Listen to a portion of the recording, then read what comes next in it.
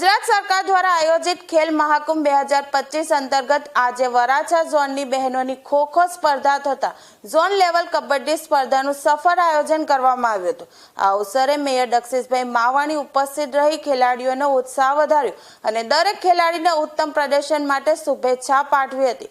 વડાપ્રધાન નરેન્દ્રભાઈ મોદી સાહેબે જ્યારે તેઓ ગુજરાતના મુખ્યમંત્રી હતા ત્યારે શરૂ કરેલ ખેલ મહાકુંભ જેવી અનોખી પહેલથી અનેક ખેલ પ્રતિભાઓ વિકસેલી છે અને આજ રોજ ગુજરાત તથા ભારતનું નામ આંતરરાષ્ટ્રીય સ્તરે ગૌરવભેર ઉજાગર થયું છે।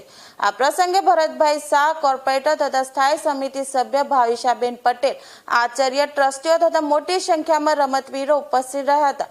ગૌરવની વાત તો એ છે કે છેલ્લા 2 વર્ષથી સુરત શહેર ખેલ મહાકુંભમાં પ્રથમ ક્રમ મેળવીને ખેલ ક્ષેત્રે આગવી ઓળખ ઊભી કરી છે।